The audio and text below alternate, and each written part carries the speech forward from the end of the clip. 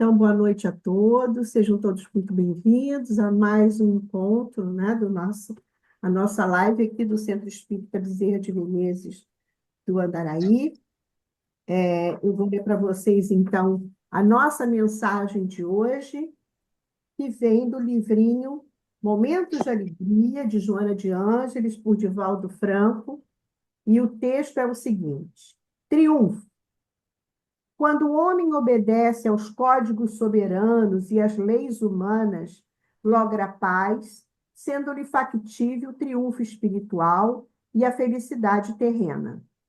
Certamente, o êxito no mundo é de efêmera duração, não obstante necessário, muitas vezes para fomentar o progresso social e a conquista pessoal de metas nobilizantes. A vitória espiritual sobre as vicissitudes e limitações impostas pelo veículo carnal constitui o objetivo real da reencarnação.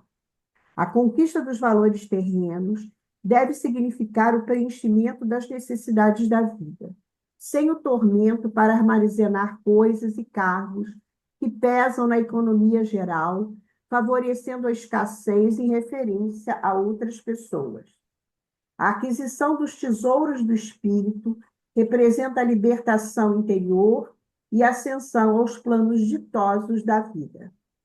Em ambos os casos, deve prevalecer o desejo saudável de auxiliar o próximo, igualmente promovendo na escala das realizações edificantes. O acúmulo de riquezas materiais em poucas mãos responde pela miséria econômica e social de inumeráveis indivíduos e comunidades desprovidas de tudo quanto favorece a ordem, o bem-estar e o desenvolvimento. Ninguém está destinado ao insucesso, à desgraça. Portanto, mediante a utilização das energias psíquicas de forma correta, altera o campo íntimo, infundindo-se coragem e vitalidade. Através da ação constante, edificadora, remove os obstáculos e corrige as deficiências, transferindo-se para a área da plena realização. Então, com essas palavras edificantes, não é, de Joana de Ângeles, nós iniciamos agora o nosso estudo, agradecendo a Deus, a Jesus, a nossa mãe querida, Santíssima, a doutor Bezerra de Menezes, o diretor espiritual desse trabalho, pedindo que essas vibrações de paz, de amor, de desses laços de afetividade da nossa reunião, de todas essas informações que viemos recebendo, todas essas vibrações possam chegar à nossa casa, às nossas casas espíritas, né? Aos nossos lares, à comunidade do Andaraí. E que possamos, então, absorver e colocar no nosso coração mais essas mensagens que receberemos hoje. Graças a Deus.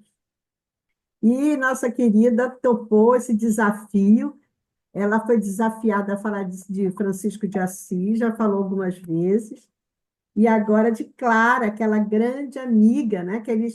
Aquelas almas, né?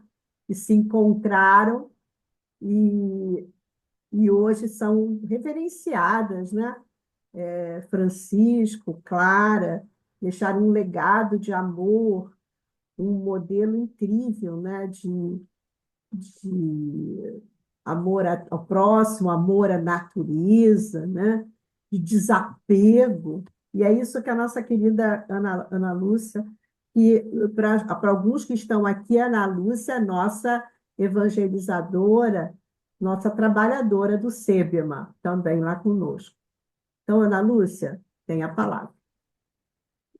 Gente, descrevi, porque eu não entendo muito de tecnologia da informática, né?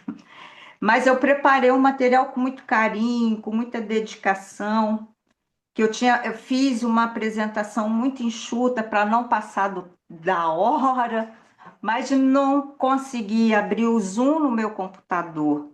Eu já mandei o e-mail aí de novo para vocês com o PowerPoint, ver se vai conseguir.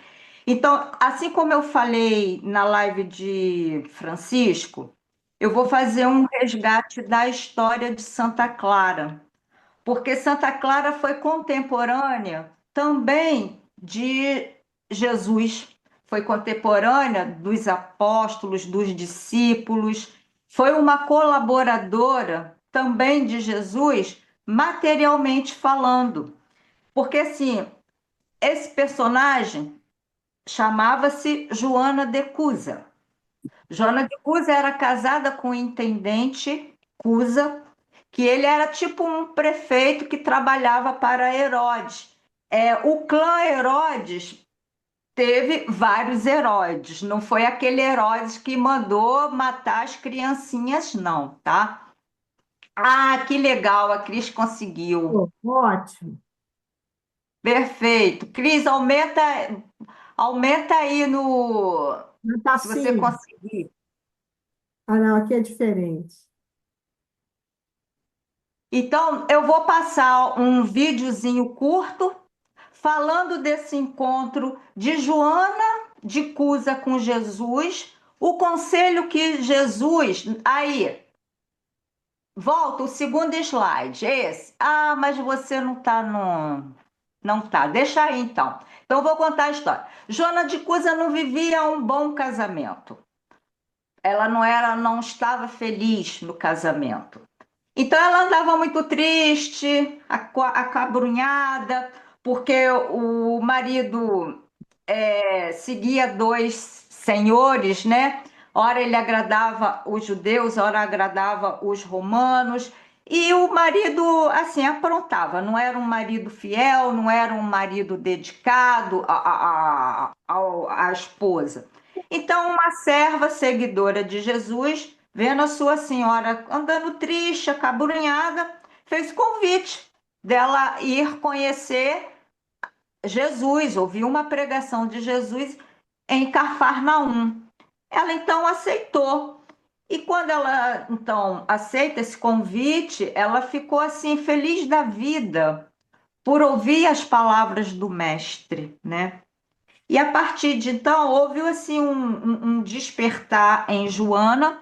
Uma certa ocasião, então, ela vai de encontro a Jesus na casa de Pedro, Simão Pedro, e abre o coração para Jesus, né? Porque ela queria convencer o marido na marra a seguir os ensinamentos de Cristo. E Jesus, então, aconselha Joana a não fazer, a não impor o seu ponto de vista para o marido. Jesus aconselha Joana a amar o marido como se fosse um filho dela, porque Jesus fala que eles não estavam casados à toa, eles estavam casados por alguma razão, por alguma necessidade. Porque Joana e o marido já tiveram juntos numa existência anterior em Roma e Joana, nessa existência, não honrou com o seu compromisso afetivo. Então, ela tinha um débito com o marido. Então, eles vieram em núpcias novamente para que ela então pudesse fazer diferente. Então, Jesus, no encontro com Joana, diz para Joana ter paciência, diz para Joana acolher esse marido, diz para Joana amá-lo como irmão. E as palavras de Jesus entraram no coração de Joana e ela então seguiu direitinho os conselhos de Jesus. E Jesus falou uma frase para ela: ser fiel. Ser fiel a quem? Ao marido? Não, ser fiel a Deus, ser fiel aos ensinamentos cristãos. Então, Joana passou a ser uma seguidora de Jesus, ajudou financeiramente a comunidade de Jesus, porque ela tinha uma situação financeira muito boa. Joana, então, esteve presente na crucificação de Jesus. Ela passou a realmente ser uma seguidora e ela passou, então, a se relacionar de uma maneira diferente, mais amorosa, mais compreensiva. Então, a partir desse diálogo com Jesus, a vida de Joana mudou. E ela então teve dois filhos, né? E Joana, que em Roma, é sacrificada, vai para o circo junto com seu filho, porque o marido perdeu todas as posses, perdeu todos os bens, ficaram numa situação financeira muito, muito, muito difícil. O marido desencarna. Joana, então, foi trabalhar para sustentar os seus filhos, não teve vergonha, não teve limitações para ir ganhar o seu sustento, né? Então, um belo dia, ela vai presa com o seu filho, e é aquela cena clássica que o filho pede para Joana abdicar a Jesus, para renegar a Jesus, naquele momento de muito sacrifício. Ela, como mãe, se compadeceu com os pedidos de seu filho, só que ela se lembrou do momento da crucificação de Jesus, ela se lembrou de Maria, que Maria viu o filho também sendo crucificado e aguentou. Então ela não abdicou conforme o filho solicitou, morreu então também como uma mártir do cristianismo primitivo. Jesus recebe ela na espiritualidade, né?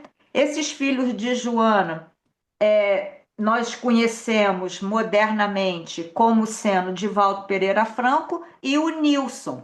Quem morre no circo romano com Joana de Cusa foi o Nilson, não foi Divaldo. Nilson que pede para a mãe abdicar de Jesus. Então, passa para o terceiro slide, por favor, Cristina. Dá um zoom aí, por favor, se você conseguir dar um zoom nessas fotos. Aumentar essa imagem, você não consegue aumentar? Não, não é a foto, não mexe no que eu fiz, não, Cristina. Aumentar para o pessoal ver maior. Da tela. A Deixa. senhora está com dificuldade de aumentar a tela. Então eu vou falar, não sei se vocês estão enxergando. Eu coloquei Está quatro aparecendo personagens. bem. Coloquei quatro personalidades. A primeira personalidade, Joana de Cusa, romana, não se sabe o ano e o ano que nasceu, o ano que desencarnou. Depois de Joana, nós temos Santa Clara, que nasceu na Itália no ano de 1994. Depois nós temos Juana Inês de la Cruz, que nasceu no México no ano de 1651. E depois nós temos a personalidade Joana Angélica de Jesus, que nasceu aqui no Brasil no ano de 1761. São quatro personalidades diferentes de um único espírito.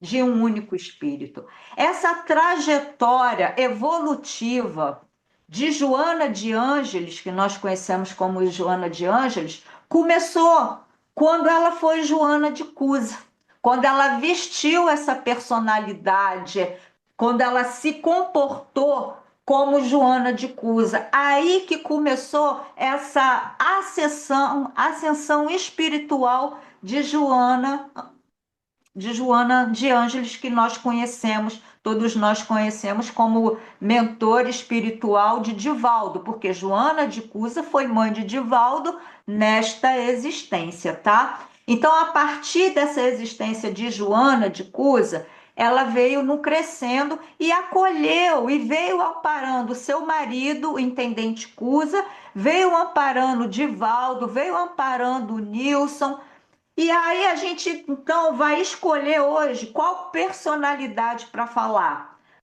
A Santa Clara. Todos nós conhecemos Santa Clara. Santa Clara foi uma discípula de São Francisco que veio então com a missão junto a São Francisco. Então a gente hoje elegeu essa personalidade para falar, embora Joana tenha tido várias personalidades, tá? Então, passa aí para o segundo slide, para o quarto slide, por favor. Então, Bota Primeiramente, 100%, bota ocorreu 100%, Cristina. Bota 100%, acho que aí fica melhor. 100%. É, e tem que puxar Eu vou o. falando para vocês, eu vou falando para vocês. Então, assim, como que se deu o nome de Clara? Clara tinha uma mãe extremamente religiosa. E quando estava grávida de Clara, Clara é a filha primogênita. Ela sempre orava, rezava, pedindo um parto tranquilo, né? Pedindo que tudo corresse bem durante a gestação e durante seu parto. Então a mãe de Clara ouviu uma voz que disse assim para ela: Não temas, mulher, pois dará à luz uma luz que iluminará o mundo com mais claridade. Então, a partir dessa comunicação, inspirada por essa revelação, a mãe de Clara então resolveu batizar Clara com o nome de Clara. Vou para o quinto slide, tá? O quinto slide. Então, quem foi Clara? Clara, filha primogênita, tá? Nasceu no dia 16 de julho do signo de Câncer, no ano de 1994. Os historiadores de Clara não têm um consenso muito bom sobre o ano de nascimento. A gente encontra na bibliografia 1993, 1994. Então, assim, cada autor coloca uma data, mas ela nasceu no dia 16 de julho, na Itália, na cidade de Assis, com o nome de Chiara. Chiara é Clara em italiano. Ela é primogênita de 4 filhos. Nós só sabemos das 2 irmãs de Clara. Nós não sabemos, não tem na literatura falando dos irmãos de Clara. Então, Clara teve 2 irmãs, Beatriz e Catarina. Catarina é a irmã que virá a ser considerada Santa Inês, porque ela também resolve seguir os caminhos de Clara quando Clara então entra para o convento, tá? Beatriz, que é a irmã mais nova, e a Hortolana, mãe de Clara, também entram para a ordem das Clarissas quando a Hortolana, que é mãe de Clara, enviúva, fica viúva. Também se desfaz do bem e vai seguir a ordem das Clarissas. Então, Clara teve assim uma infância, uma adolescência tranquila, de família nobre. A família de Clara era de família nobre, rica e influente, tinham castelos, tinham propriedades. Então, a vida material, a vida financeira da família de Clara era uma vida abastada. Ela foi criada com conforto, ela foi também criada muito dentro dos princípios religiosos de sua mãe. Ela, desde pequena, ela se compadecia da situação das pessoas mais necessitadas, ela fazia suas doações, fazia suas claridades. Ela era uma menina e uma jovem diferenciada, porque ela já demonstrava a sua bondade interior, tá? Então, e aí eu pergunto assim, mas qual é a ligação de Clara com Francisco? Primeiro, as famílias, tanto de Francisco quanto de Clara, se conheciam, porque eles eram de famílias nobres. Então, eles se conheciam. Francisco conhecia a Clara desde que ela era petititinha. Mas Francisco, por ser 10 anos mais velho do que Clara, foi viver a vida dele, foi seguir a vida dele, e Clara foi seguindo a vida dela também. O encontro espiritual entre Francisco e Clara ocorreu quando Clara tinha 17 anos, porque Francisco, Cristina, põe no próximo slide, por favor, no número 6.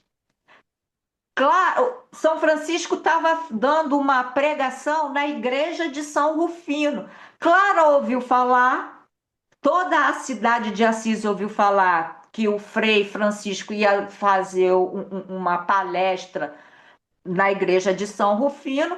Clara, aos 17 anos, foi ouvir Francisco pregar, porque Clara ajudava Francisco, né? Quando Francisco fundou começou com a sua missão, ela, por ter essa bondade, costumava ajudar materialmente Francisco.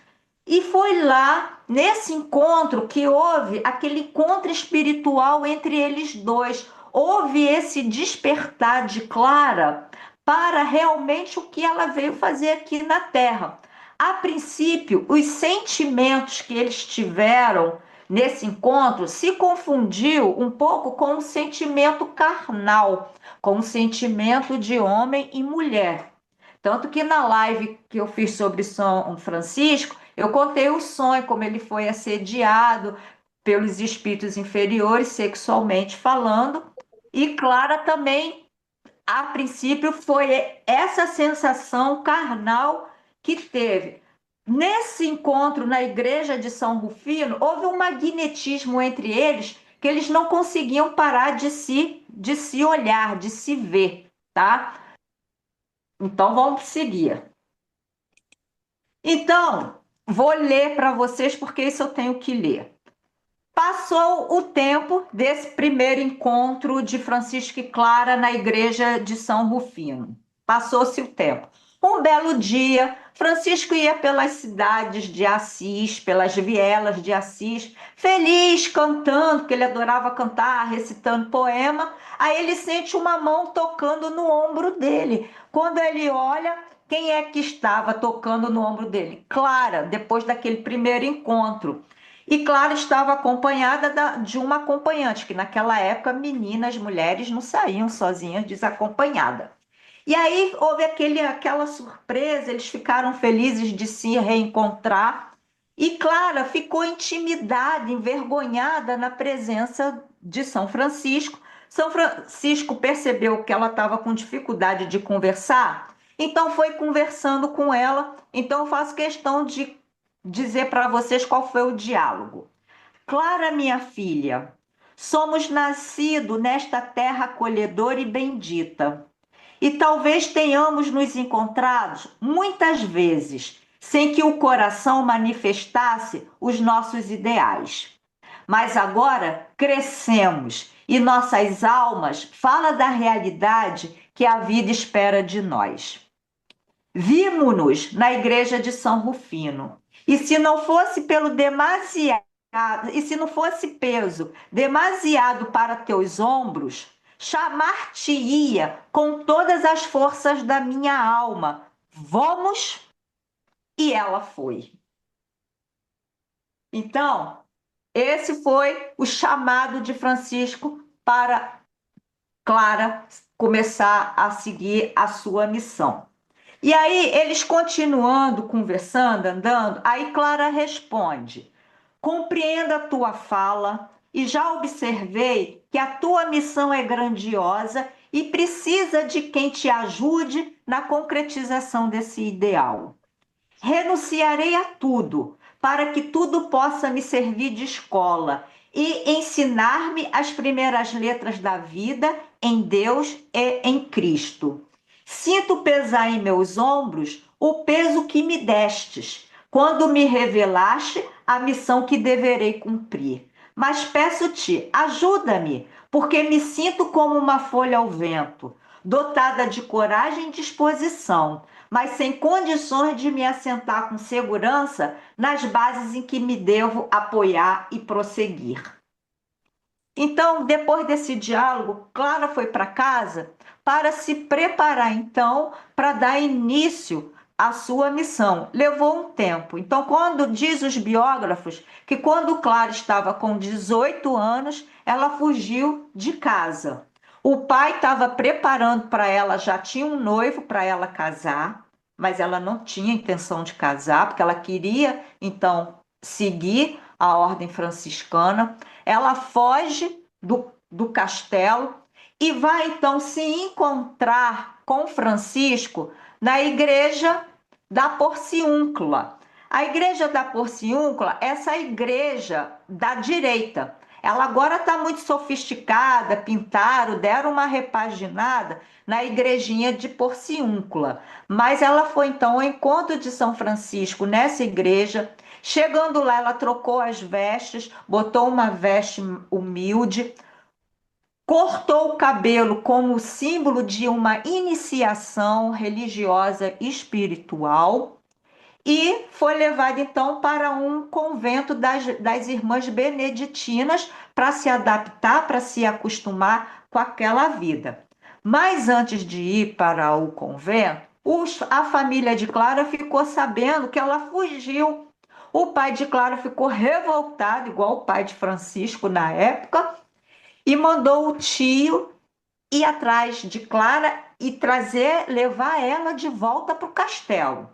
E aí o tio foi atrás de Clara, tentou levar Clara à força para o castelo, de volta para casa, mas Clara então mostrou os cabelos cortados. Então o tio, quando viu que Clara cortou os cabelos, então realmente não tinha mais nada a ser feito. Clara vendeu o seu dote de casamento, pegou o dinheiro, distribuiu para os pobres, então foi seguir a sua vida como seguidora, como uma missionária junto a Francisco de Assis. Então, Clara é missionária porque foi Clara, então, que ficou responsável pelo núcleo feminino da ordem franciscana.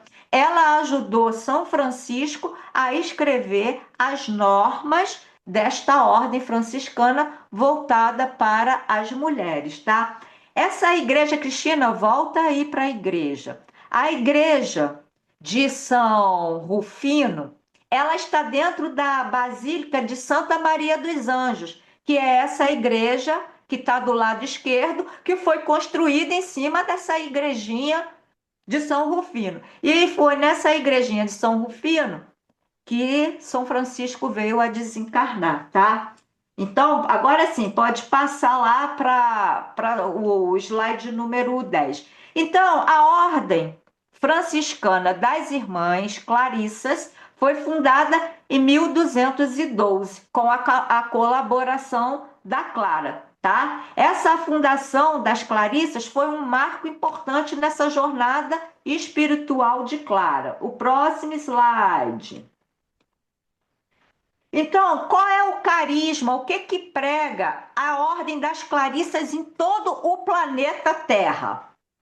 Essa ordem, também conhecida Clarissas Pobres, é composta por mulheres que seguem uma regra de vida que enfatiza a pobreza absoluta, a clausura e a contemplação. As irmãs vivem com simplicidade, humildade, seguindo o exemplo de Jesus. O próximo slide. Então, como foi a vida de Santa Clara no convento, no mosteiro de São Damião?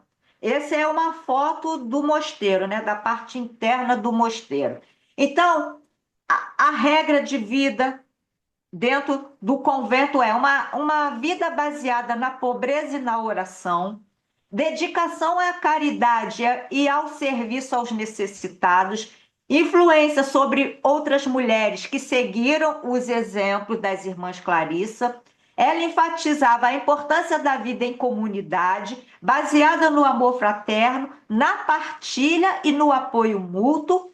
Para Clara, viver em comunidade era uma forma de praticar os ensinamentos de Cristo, promovendo a paz e a harmonia entre seus seguidores. Aí, próximo slide. Não, o slide número 13. 13, número 13. Esse seria um videozinho que eu iria passar para vocês, de 5 minutinhos, onde estava resumindo toda a trajetória de vida de Santa Clara e falava também dos milagres, porque, não, deixa aí na Santa Clara, porque Santa Clara também fez milagres enquanto estava viva e depois que desencarnou. Então, assim, milagres muito conhecidos de Santa Clara. Santa Clara, ela tinha o dom da cura. Ela fazia o sinal da cruz nas pessoas e as pessoas ficavam curadas. Então ela cansou de curar pessoas só em fazendo o sinal da cruz.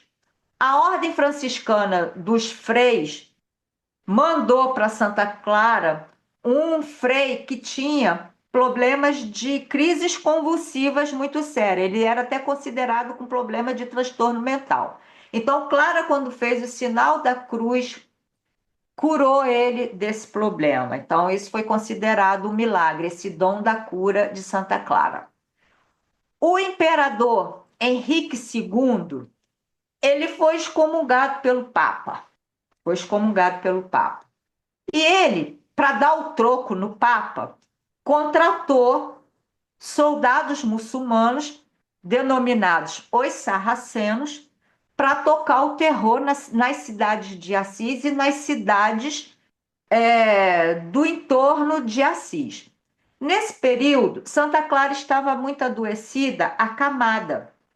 E o convento de São Damião ficava muito próximo à estrada. E os sarracenos, então, estavam querendo invadir o convento. As irmãs foram até Santa Clara, porque ela estava ouvindo um tumulto, o barulho, e estava querendo entender o que estava acontecendo. Então, as irmãs Clarice explicaram que o convento estava sendo invadido pelos sarracenos, que eles iam querer barbarizar lá as Clarices.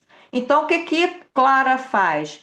Pede, então, que traga o Santíssimo Sacramento, que estava dentro de uma caixinha bonitinha, guardadinha. Ela pega o Santíssimo Sacramento, vai para a entrada do mosteiro, apresenta a caixinha com o Santíssimo Sacramento e diz mais ou menos assim: que Jesus era mais poderoso e tinha mais força do que eles.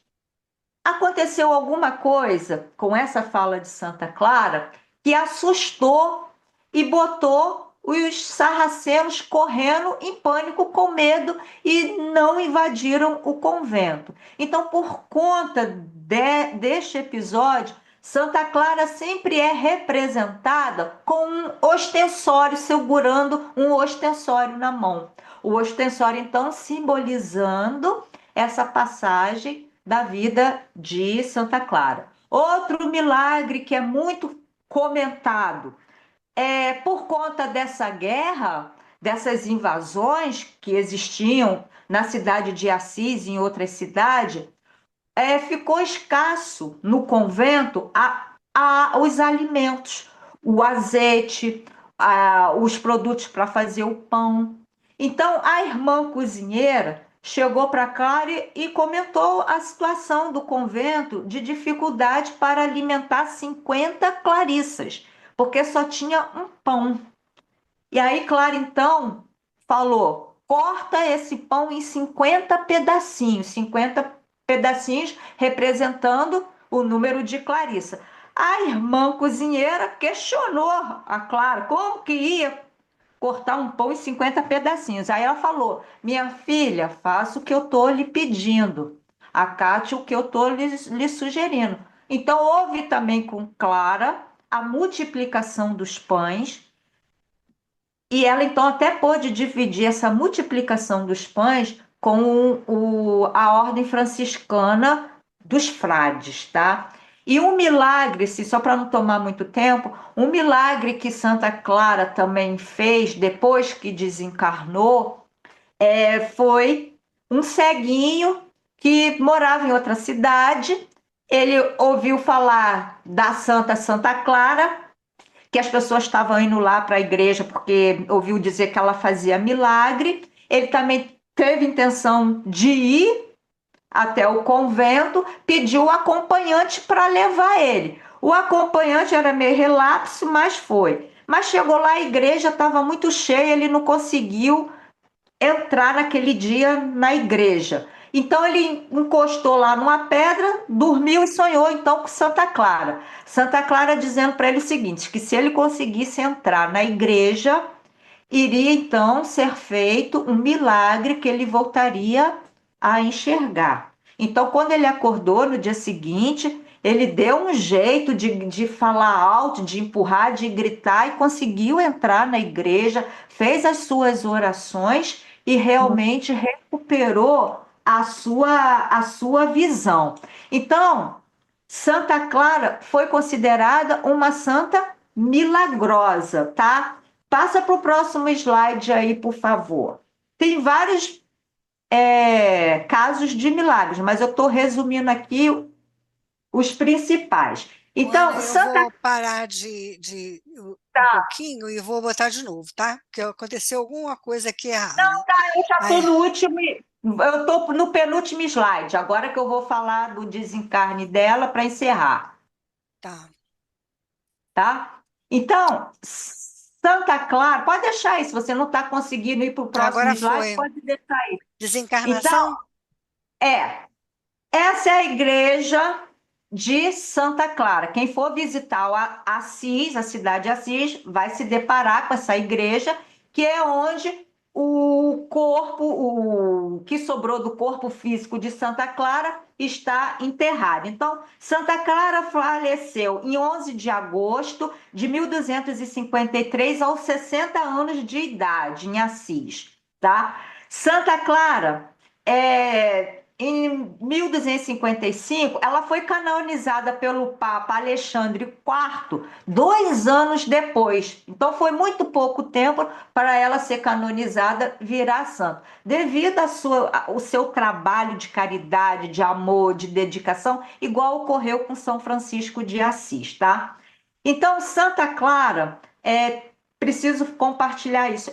O dia 11 de agosto é considerado o dia da televisão, do pessoal que mexe com mídia, com televisão, porque Santa Clara estava muito adoecida e não pôde comparecer a uma missa.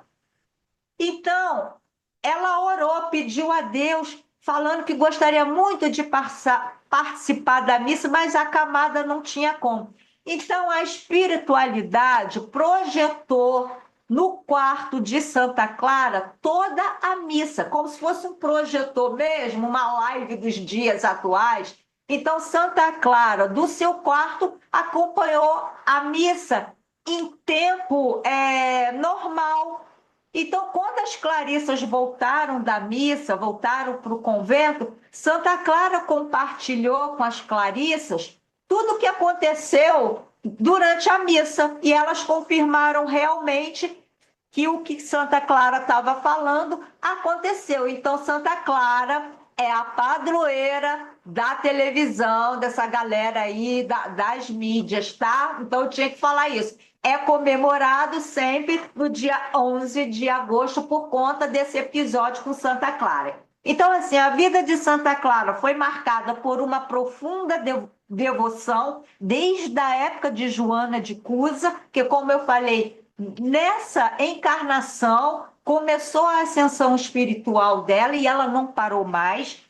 Ela então era de uma profunda dedicação, humildade e tinha uma pobreza evangélica. Seu legado continua vivo até hoje, através então da Ordem das Clarissas, que segue com esse legado do ensinamento da pobreza e da devoção. E como nós somos reencarnacionistas, sabemos que ela continua trabalhando em prol da evangelização, ainda continua nesse processo de evolução, porque ela ainda não é um espírito puro, está em ascensão espiritual e continua aí com seu legado. Então, o que fica para as nossas reflexões é o seguinte: o que podemos aprender com Santa Clara nos dias atuais, desde o seu momento como Joana de Cusa, como Santa Clara, como a Joana que nasceu no México, a Joana que nasceu, que foi uma Marte aqui da independência no Brasil, né? Que a última encarnação dela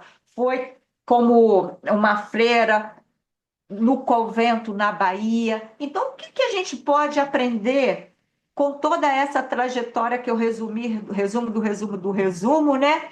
E como que os ensinamentos continuam a nos inspirar até hoje, além de inspirar as irmãs Clarissas, como que ela pode nos inspirar, não só como a personalidade Clara, mas como todas essas personalidades que ela viveu e vive. E só um detalhe, o último slide, por favor.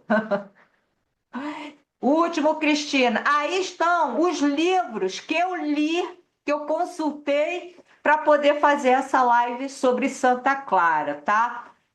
Consultei também N lives, lives no YouTube mesmo, e digo para vocês, tem muito pouco material espírita falando sobre Santa Clara. Eu encontrei muito material, um vasto material do pessoal ligado ao catolicismo, porque tem muito pouco mesmo, a não ser esses livros que eu estou aí apresentando para vocês, tem pouca coisa na literatura espírita sobre Santa Clara, tá? Então, desculpe eu ter corrido, ter falado muito depressa, desculpe eu ter resumido, resumido, mas então, obrigada aí por vocês me ouvirem.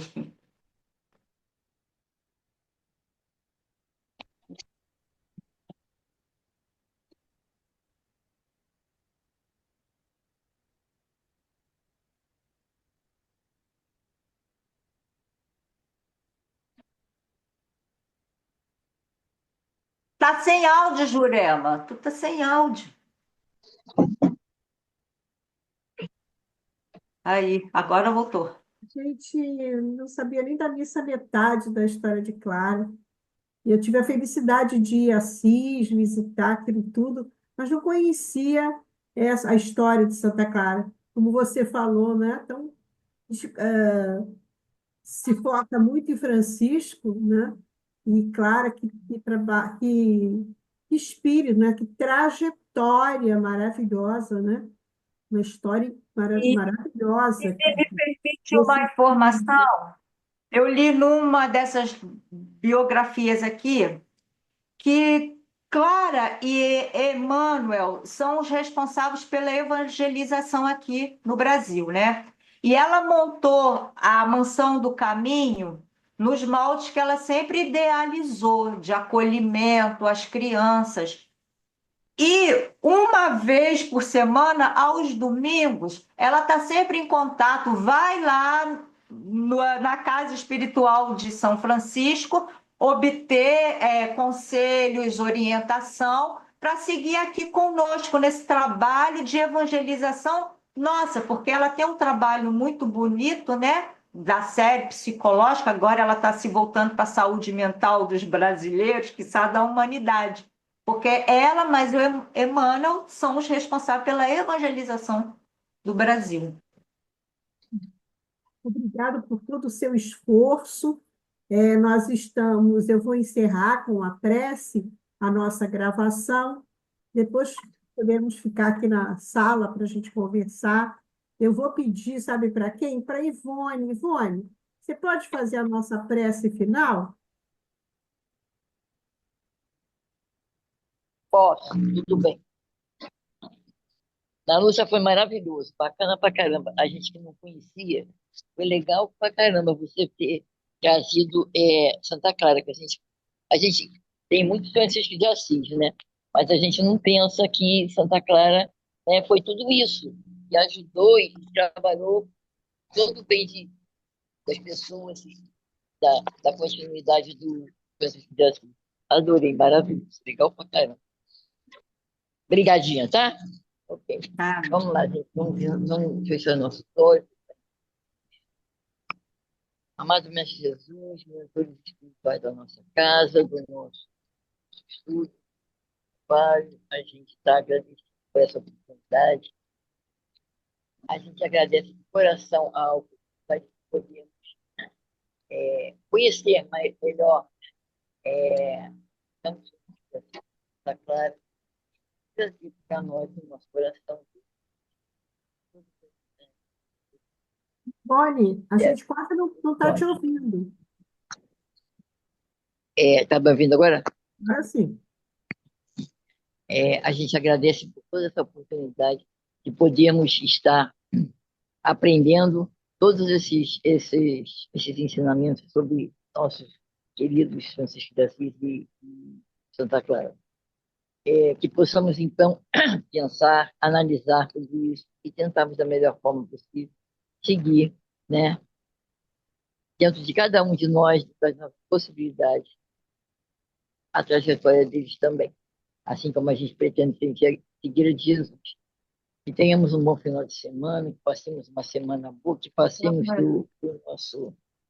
do nosso feriado, da nossa Páscoa, um, um, um feriado de aprendizado, de comunhão com as famílias, com os amigos, e que a gente possa estar de volta na próxima semana, depois da Páscoa, né, para um novo aprendizado, para uma nova oportunidade de conhecimento. Obrigada por tudo, ser conosco hoje sempre, que assim seja, graças a Deus. Amém. Eu posso fazer uma reflexão com vocês que me ocorreu quando eu estava fazendo o estudo de Santa Clara? Nós vimos que esse espírito teve 4 encarnações aqui conhecidas nossas, né? Mas ela teve outras encarnações aqui, mas assim, as mais conhecidas. E uma que ela é bastante conhecida é a personalidade Clara, Santa Clara, para o mundo cristão, Santa Clara. E a Joana de Ângeles é mais dentro do contexto do espiritismo, né? Aí eu estava fazendo estudo, aí eu estava me perguntando assim, já que Clara, depois da personalidade Clara, vestiu outras personalidades, então quando as pessoas estão lá no seu ato de fé, orando a Santa Clara, quem que acolhe essas preces, né? Será que essas preces chegam para Joana, ela mesma recebe, ou existe uma nuvem que colhe todas as preces, os pedidos, os agradecimentos e uma equipe então faz o tratamento ali dos pedidos, das orações, dos agradecimentos. Eu estava fazendo essa reflexão, porque essa personalidade Clara não existe mais, né? Ela já existiu, mas não existe mais. Existe simbolicamente, através das imagens, através da sua história. E aí eu estava assim, eu refletindo comigo mesma. Porque quando eu oro, eu não oro para santo. Eu admiro São Francisco, admiro Santa Clara, mas eu nunca orei para santo. É uma confissão que eu faço. Assim, eu nunca orei para Santo Antônio, para São Francisco. Eu sempre oro para Jesus, sério. Eu sempre me reporto a Jesus. Às vezes eu faço um pedido para o meu anjo da guarda. Eu falo, meu anjo da guarda, pô, me ajuda aí. Mas as orações é sempre voltado para Jesus e para Deus. Então eu falei assim, será que não é isso o correto? Nosso pensamento, nossas orações, ser levado a Jesus, porque estudando a biografia desses santos, eles não oravam para outros santos, eles oravam para Jesus, né? Então eu fiquei com esse pensamento, com esse questionamento, né? O que é feito quando a gente ora para algum santo? Será que a gente tem que orar mesmo para algum santo ou não tem uma regra? A gente ora para quem quiser, porque o que vale é o coração, é o sentimento. Eu compartilho isso aí com vocês. Bom, eu deixo essa pergunta no ar, fica como trabalho de casa para a reflexão geral de todos, né, sobre isso. Eu quero convidar vocês para a semana que vem, nós teremos o Augusto, nosso doutor Augusto, falando sobre a mansuetude, tá? Então, gente, eu vou encerrar, desejando uma semana, os feriados aí muito legais para todos, todo mundo feliz com suas famílias. E até a próxima. Tchau. Feliz. Obrigada, Gente, vamos obrigada, comemorar. Cristina.